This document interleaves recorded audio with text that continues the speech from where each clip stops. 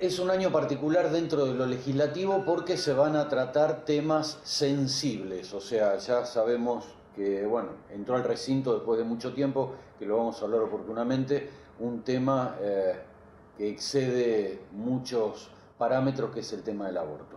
Pero al margen de esto, bien, ¿la izquierda está dividida o no? Representatividad dentro del Senado y dentro de lo que es, en este caso puntual que vamos a hablar, del Congreso de la Nación. Natalia González Elías, gracias por haber venido. ¿Qué tal? ¿Cómo te va?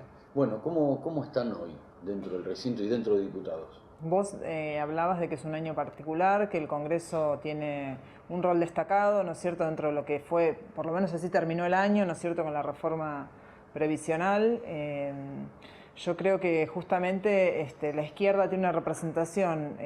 Tenemos 3 diputados del Frente de Izquierda en el Congreso Nacional, no tenemos representación en el Senado, pero sí en distintas provincias, y que expresa un poco el descontento social que se vino construyendo este último tiempo, ¿no es cierto? Por ejemplo, con la reforma previsional que se votó en diciembre en el Congreso, desde la izquierda estuvimos, digamos, denunciando justamente lo que implicaba para nosotros un robo a los jubilados con esta reforma previsional, esta contrarreforma que planteó el gobierno.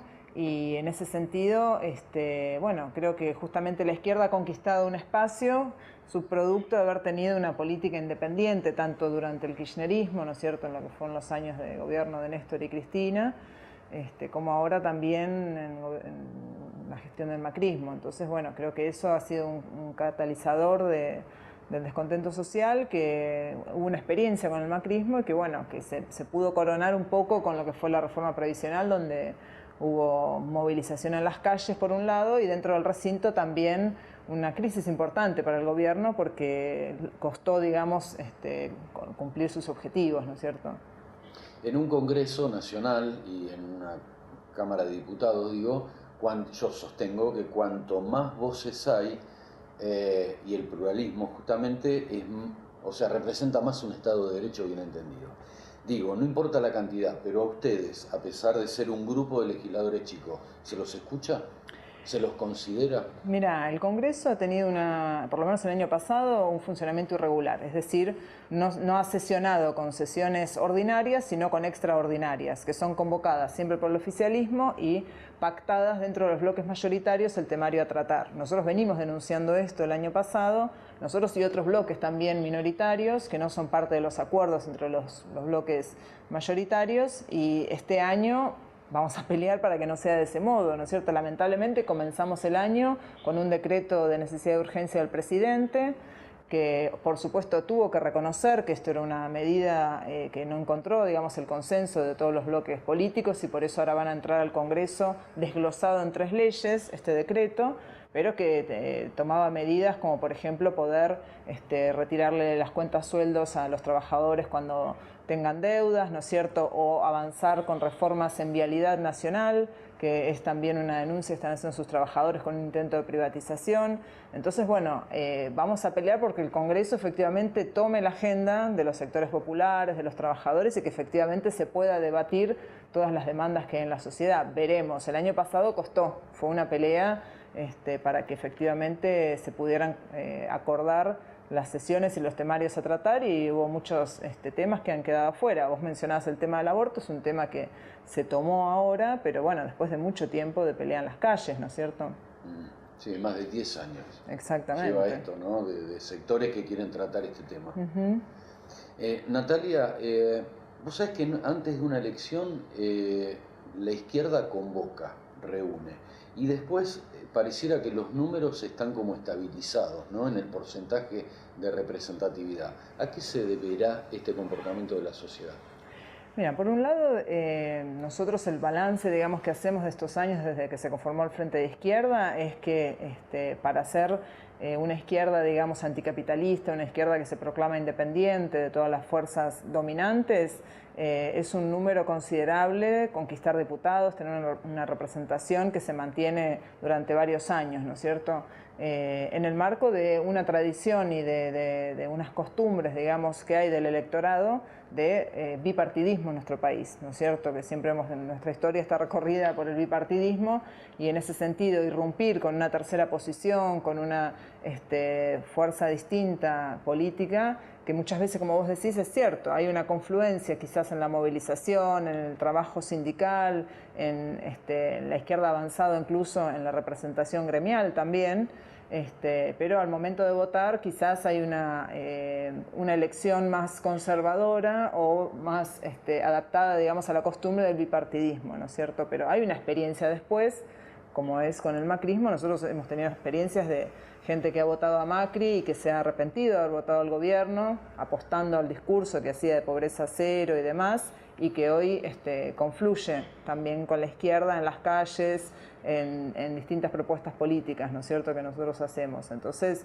creo que también es parte de una experiencia, pero que la izquierda, a pesar de tener una representación minoritaria, es una representación que se viene sosteniendo en el tiempo y que después también tiene un poder de convocatoria en la movilización en las calles, como se mostró, digamos, en diciembre, como probablemente se muestre el 8 de marzo ahora con las mujeres, o el 24 de marzo, que es importante. Seguro. Natalia, tu otra actividad es el Sindicato Docente de La Matanza. Y el conflicto docente pareciera que está en un momento duro, ¿no? Por parte del gobierno de la provincia y por parte de SUTEBA, que diríamos es el gremio más representativo dentro del sector. ¿Cómo sigue esto?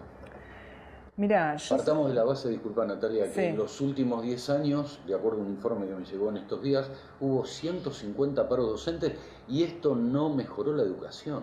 O sea, no. esto digo, ¿no? O sea, es protesta, de un lado se tira, del otro se afloja, pero pareciera que la educación está estancada. Sí, vos bien lo decís, si tomamos los últimos 10 años hay una crisis educativa, sobre todo en la provincia de Buenos Aires y en el interior del país, en donde después de haber, digamos, con la Ley Nacional Educativa se transfirió todo el peso de los presupuestos educativos a las provincias, nunca se volvió a tener un sistema único nacional educativo. ¿Y eso qué hace? Favorece la desigualdad educativa, es decir, las provincias que tienen mayores recursos destinan mayor recurso a educación y aquellas que tienen menos. Ahora, de todos modos, la provincia de Buenos Aires, que es el epicentro del conflicto en este momento, no es el caso. Por ejemplo, Vidal recibió, luego el pacto fiscal, lo va a recibir este año, 40.000 millones de pesos del Fondo del Conurbano, ha recaudado mayor dinero por la suspensión de los subsidios a la actividad hípica, es decir, una provincia rica que sin embargo tiene una educación con un presupuesto bajísimo y del cual de ese presupuesto se destina el 83% a salarios.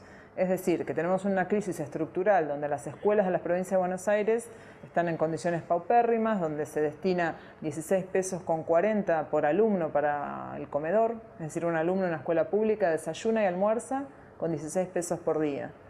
Y además el salario docente, que es lo que ahora está en discusión, que la propuesta de Vidal es de un 15%, es decir, un docente actualmente, una maestra que recién se inicia, cobra 12.000 pesos, ¿sí? Sin antigüedad ni nada. Con el aumento de Vidal cobraría 14.400 pesos. Es decir, un salario de pobreza.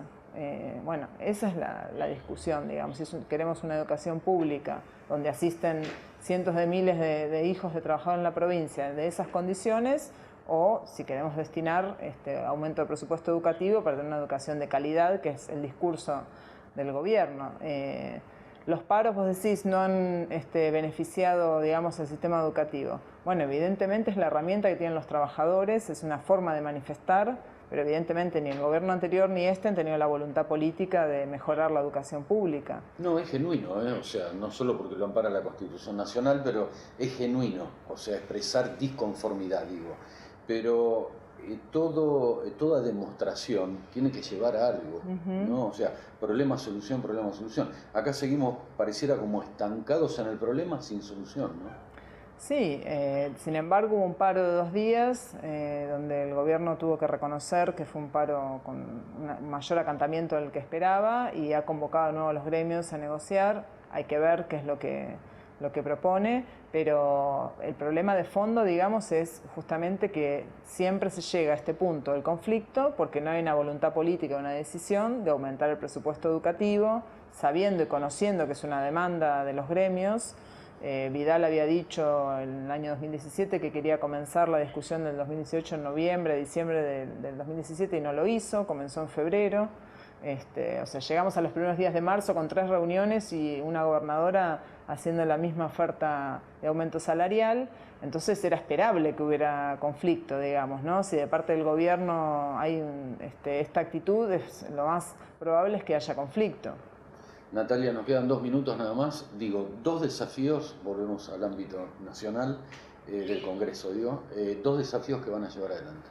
Mira, en primer lugar, nosotros venimos acompañando a los trabajadores en el verano, ¿no es cierto?, que han sido despedidos, hubo miles de despidos, es una situación en la cual el presidente cuando abrió las sesiones legislativas no lo trató, hubo despidos en el Posadas, en el Hospital Posadas, en el INTI, en Fanazul, Río Turbio, por lo tanto vamos a llevar esa agenda al Parlamento, vamos a llevar proyectos de prohibición de despidos, ¿no es cierto?, y proyectos de que se reincorpore a todos estos trabajadores.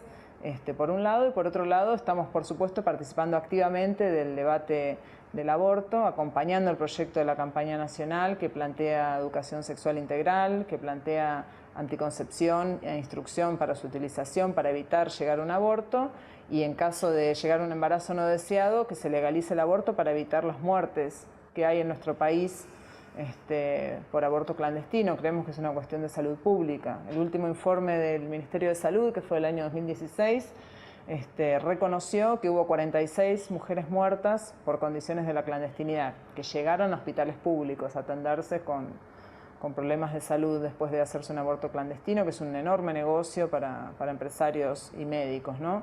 Así que bueno, estamos acompañando esas 2 iniciativas, por supuesto, sin tener 100% expectativas que se logren en el Congreso, sin una movilización en las calles. Así que en ese sentido, este 8 de marzo vamos a estar también acompañando a las mujeres en el paro internacional de mujeres. Natalia González Eliguera, gracias por haber venido. Gracias a vos.